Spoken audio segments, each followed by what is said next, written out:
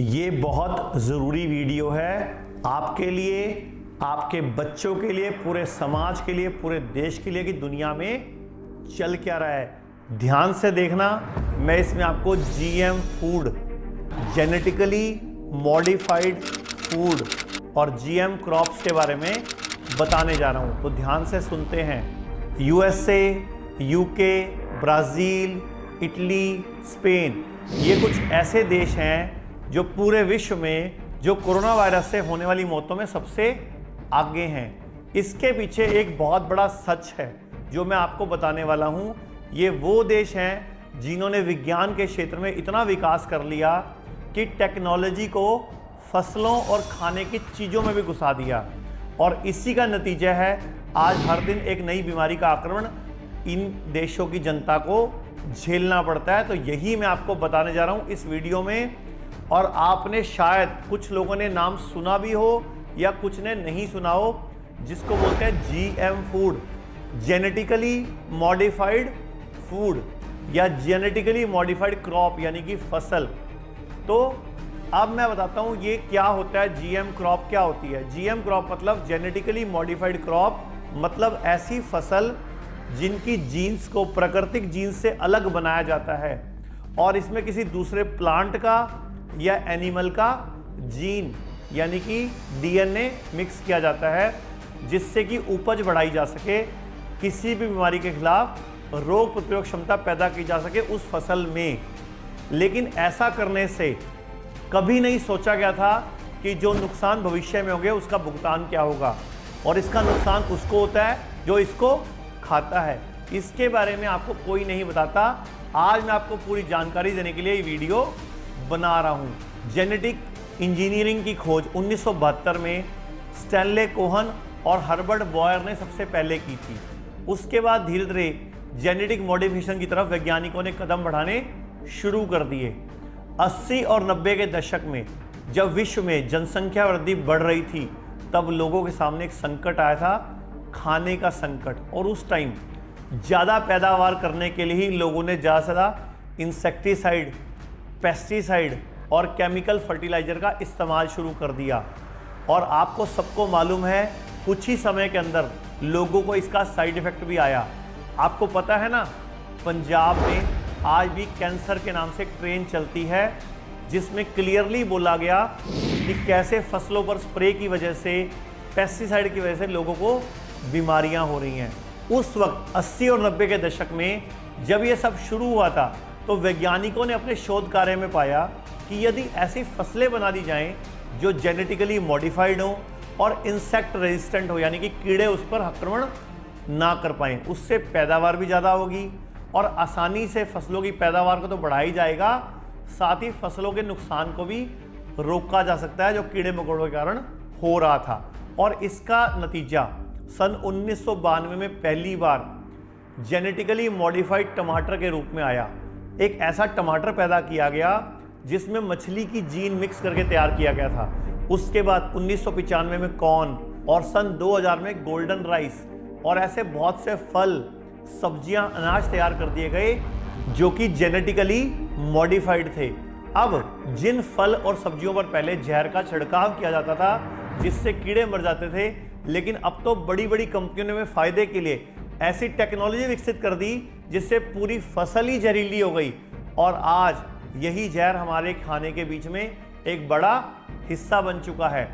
देश के और विश्व के बड़े बड़े लोग इसके बारे में आवाज उठा चुके हैं। देखते हैं।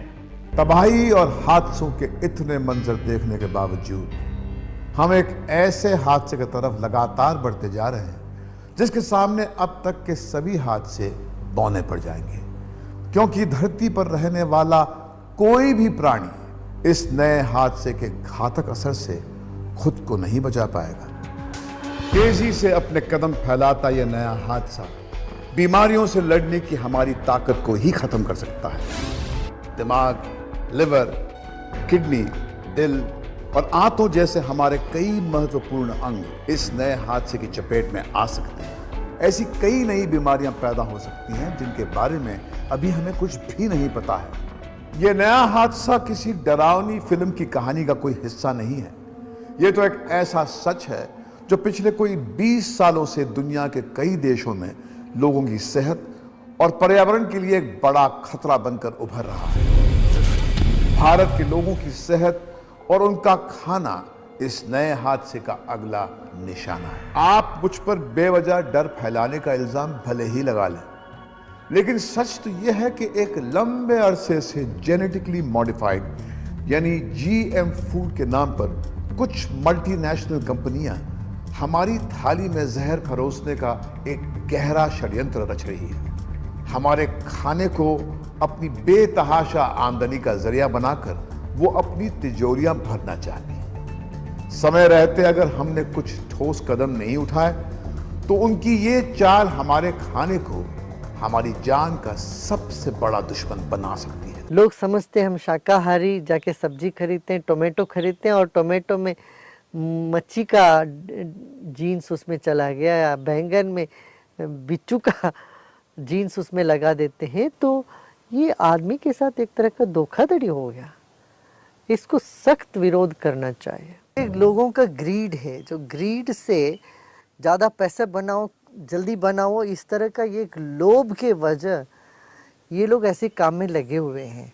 ना इसका नैतिकता देख रहे हैं, ना इसका जो बुरा असर जो पड़ रहा है समाज में, जान माल का जो नुकसान हो रहा है, ये नहीं देखते हुए सिर्फ अपने को पैसे कमाने के लिए जो इस तरह से कर रहे हैं, ये घोर अपराध है। तो देखा आपने, बड़े बड़े लोग इस बारे में आवाज उठा रहे थे। अब आपके लिए जानना बहुत जरूरी है, आखिर ये जहर आप तक पहुंचा कौन रहा है।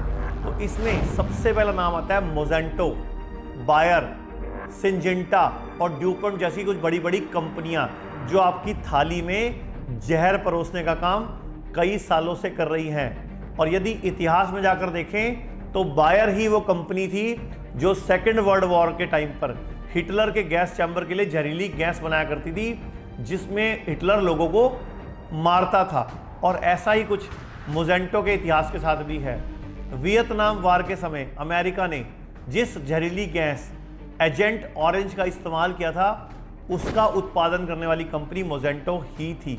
अब आप लोग सोच सकते हो कि ऐसी कंपनियां किसी भी तरीके से मानव हित के लिए काम नहीं कर सकती, बल्कि पैसा कमाने के लिए यदि इन्हें जहर भी बेचना पड़े तो ये कभी पीछे नहीं हटेंगी। और बिल्कुल यही हो रहा है वर्तमान में। जितने भी विकसित देश उनकी जनता को जीएम फूड यानी कि जेनेटिक मॉडिफाइड फूड खिला रहे हैं, या सप्लीमेंट की फॉर्म में खिला रहे हैं, या फिर फल सब्जी अनाज के रूप में खिला रहे हैं, उन देशों में बीमारियां बढ़ती जा रही हैं। आज बीपी, शुगर, जोड़ों का दर्द, लीवर खराब, किडनी फेल, हार्ट की प्रॉब्लम और ऐसी ऐसी बीमारियां जिसके नाम भी हमने नहीं सुने होते, ये बढ़ रही हैं क्योंकि हम जीएम फूड खा रहे हैं। अब आप सोचोगे कि ये जीएम फूड शुरू करने की वजह क्या थी, ये जेनेटिकली मॉडिफाइड फूड क्यों था, इसका मुख्य कारण क्या था, मैं आपको बताता हूँ। सबसे पहला था फसलों को कीड़े मकोड़ों से बचाना, कम एरिया में ज़्यादा प्रोडक्ट पैदा करना, खाने की न्यूट्रिशन वैल्यू में बदलाव करके कम रिसोर्सेज में भी ज़्यादा प्रोडक्शन लेना। जिस प्रकार वैज्ञानिकों ने हमें जीएम फूड के कुछ फ़ायदे बताए, उसी प्रकार से उससे होने वाले नुकसान कहीं अधिक हैं, जैसे स्किन एलर्जी, कई तरह के कैंसर तो हैं ही जीएम फूड की देन। किडनी फेलियर आजकल एकदम हो जाता है, लीवर कितनी जल्दी डैमेज हो जाता है, और सबसे ज़रूरी ऑटो इम्यून डिसीज, जिसका बहुत बड़ा मुख्य कारण ये हमारे डीएनए में छेड़छाड़ यानी कि जीएम फूड की वजह से हमारे हार्मोन सिस्टम भी बदल जाते हैं। और आज सबसे बड़ी बात, लड़के लड़कियां बन रहे हैं, लड़कियां लड़के बन रहे हैं। आप जानते ही हो ना, गे, लेस्बियन, ये सोसाइटी कहाँ से आई है, ये हमारे डीएनए में छेड़छाड़ हो रही है क्योंकि हम जीएम फूड खा रहे हैं। और सबसे जरूरी चीज़ एक और, कुछ सालों के अंदर हम लोग बच्चे भी पैदा नहीं कर पाएंगे, हमारे स्पर्म्स तक इतने वीक हो जाएंगे। सेक्सुअल इनएबिलिटी भी एक बहुत बड़ा कारण इसी जीएम फूड की वजह से है। और एक सबसे ज़रूरी बात मैं आपको बताना चाहूँगा, आप बड़े बड़े मॉल्स में जाते हैं तो आप वहाँ कॉर्न्स खाते हैं, याद है ना, आप कॉर्न्स खाते हैं। आप देखो सारे कॉर्न्स एक साइज़ के हैं।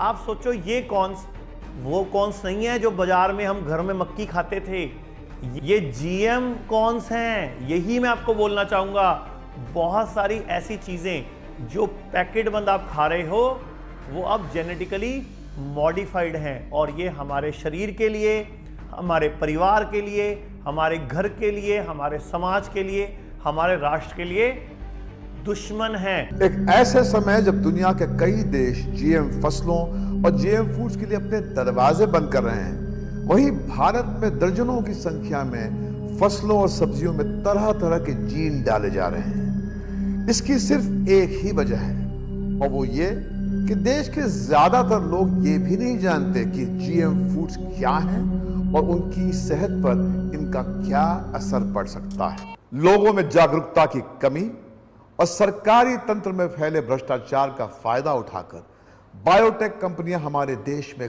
काफी गहराई तक अपनी जड़ें जमा चुकी हैं। अगर आप ये सोचते हैं कि बीटी कॉटन का जहर सिर्फ किसानों और उनके जानवरों तक ही सीमित रहेगा, तो यह आपकी बहुत ही बड़ी भूल होगी, क्योंकि बीटी कॉटन में जो जीन और जो टॉक्सिन है वही बीटी बैगन में भी है, जिसको लेकर लोगों में बेहद गुस्सा है और अपना विरोध जताने के लिए वो सड़कों पर उतर आए हैं। तो मैं फिर बोलना चाहूंगा, अपनी पुरातन संस्कृति, अपने पुरातन ज्ञान, अपनी पुरानी पैदावार और ऑर्गेनिक खेती की तरफ बढ़ जाएं, यही सबसे जरूरी है। और एक जरूरी बात, आजकल हम बहुत ज्यादा एलोपैथी करते हैं ना, वो गोलियां केमिकल्स की बनी होती हैं, उनमें प्रिजर्वेटिव डले होते हैं, लेकिन आज भी आयुर्वेद इस देश का है और जड़ी बूटियों से काम करता है, शरीर को नुकसान नहीं पहुंचाता, शरीर को काटने की बात नहीं करता।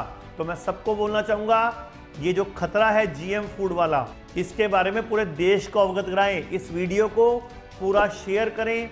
भाई राजीव दीक्षित जी और कई बहुत बड़े बड़े वैज्ञानिक भी इस बारे में बता चुके हैं। मेरी आपसे गुजारिश है, इस वीडियो को पूरे भारत में फैलाएं। इसके बाद मैं जीएम फूड पार्ट 2 डालने वाला हूं, वो भी जरूर देखना। ये जीएम पार्ट 1 है और इसके बाद जीएम पार्ट 2, उसमें मैं आपको कंपनियों के नाम और भी कई तरह के खुलासे करूंगा जीएम फूड के बारे में और उसके होने वाले नुकसान के बारे में। ऋषि कृषि का ये जो देश है, इसमें अपना जो कृषि की जो पद्धति है, जैविक खेत है, ऑर्गेनिक फार्मिंग है, इसको बढ़ावा दे। अपने आप को पढ़ा लिखा समझने वाले हम लोग कैसे अपने खाने को उन कंपनियों के जिम्मे छोड़ सकते हैं जो हमारी थाली में जहर परोसकर अपनी तिजोरियां भरना चाहती हैं। हमारे जिस्म मल्टीनेशनल कंपनियों के गुलाम नहीं है, इसलिए इन कंपनियों की हिमायत करने वाली अपनी सरकार पर हमें दबाव डालना होगा कि वो देश में तब तक किसी भी तरह के जीएम फूड को बाजार में नहीं आने देंगी जब तक कि ये साबित नहीं हो जाता कि इनसे हमें और हमारे पर्यावरण को कोई खतरा नहीं है। सवाल सिर्फ हमारी सेहत का ही नहीं, बल्कि हमारे पूरे अस्तित्व का है, जो जीएम फूड्स की वजह से खतरे में नजर आने लगा है।